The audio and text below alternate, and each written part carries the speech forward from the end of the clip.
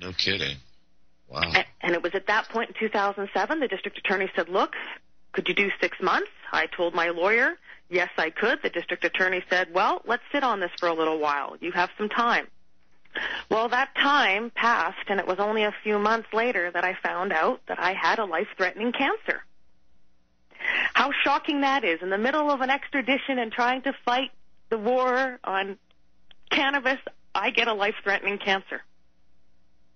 So we went back to the district attorney, told him of my situation, and then we began negotiating again, and that came down to 2 years probation.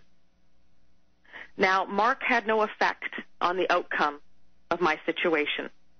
All right. I did that myself, and I know there have been many rumors that Mark had made an agreement and a deal for myself and Greg, but that is not true. Mark did not make any deals for myself and Greg.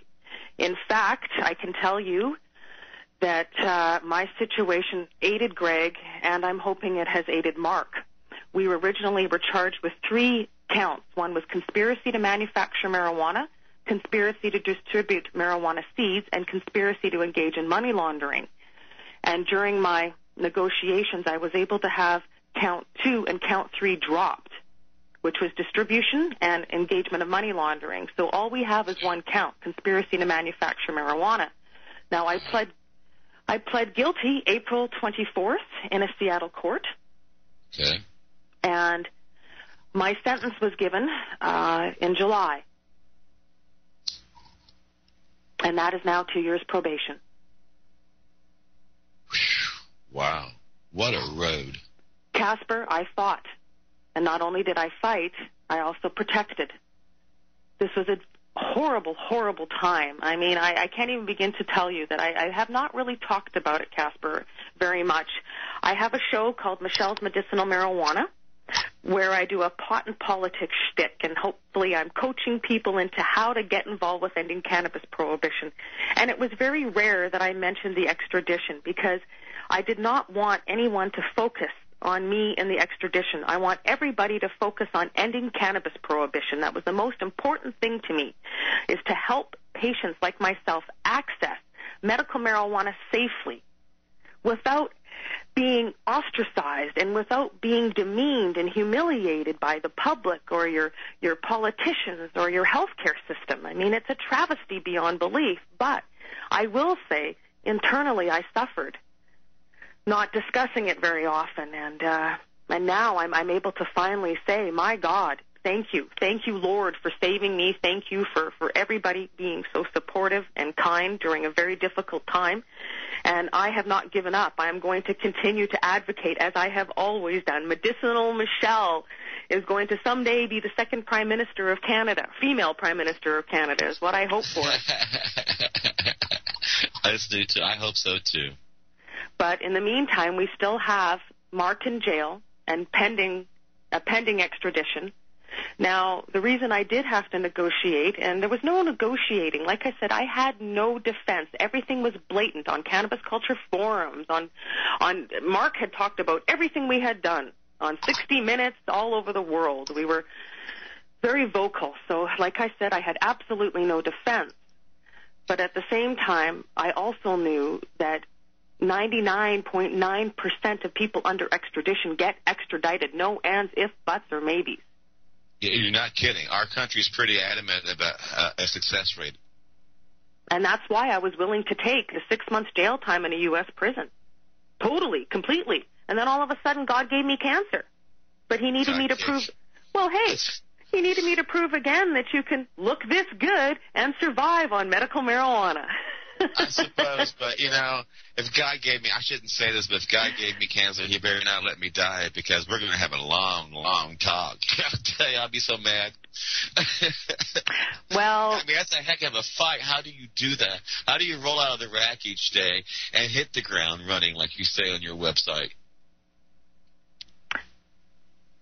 Well, I'll never be a mother in the sense of the word of having a child, okay? It's a personal reason, being that I can pass on Crohn's disease and I can pass on cancer now. I would never want to do that.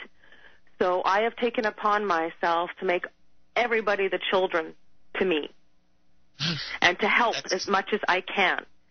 and to give to my community, and it starts in your community. No matter what, you have to protect the ones around you first before we can start helping others on the outside.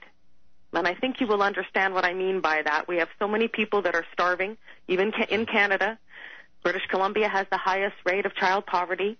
Your country is going through a transition of trying to decide whether you're going to have socialized health care. Or jobs. Or jobs. We have a huge unemployment rate here, just as you. North America, I mean, we are side by side as countries, Canada and the U.S., and we are generally suffering from some of the same situations. And see, my face lit a smile when you said you consider the marijuana movement your children. I consider the marijuana movement truly my family. And when I'm not busy in the marijuana movement, I'm lonely, lost, and without purpose. And when I'm busy trying to make the world a better place and change these laws, I have a reason to hit the ground running. Exactly. It gives you hope every day. We forgot how to dream. We've forgotten that life is about giving some passion to it. Why doesn't anybody talk to each other anymore on the street? Hello, how are you? Yeah. My goodness. And let's also recognize that these politicians need to look at the people on the street and realize that as long as they keep outlawing this medication, someday they're going to wake up and need it. And exactly. I don't understand why we're not working together. I completely respect my physicians and the pharmaceutical companies because they saved my life to a degree when I've had surgery through these years. I had a radical neck dissection surgery, removing all the lymph nodes. Of course I needed a couple shots of morphine within the first 24 hours. Thank you. But why can't I go and use my medical marijuana as well? Now, I can legally. Sure, I can. But what about the person in the bed across from me? Right. It isn't legal. Right. And that's one of the reasons, too, I think you're such a champion of socialized medication, isn't it? Well, I look at it this way. Americans really have to take a look at what's happening in their country and not be selfish. Please, I'm not trying to be disrespectful in any way, but you have to understand, I only pay $40, $50 a month for my medical. It would have cost me 6 figures. I would be in debt for the rest of my life. I would have to work 24/7 in order to pay that back if I was in America. But here in Canada, because I do pay a small premium every month, I don't have a debt. And I am grateful, extremely grateful for that. And look at it this way. What if we do finally get marijuana legal? What if we do finally tax it and regulate it? We can refuel the economy. Put that money into healthcare. You've got that right. We'll talk more about that with our friend Michelle Rainey when we return here at American Freedom Radio and Time for Hemp.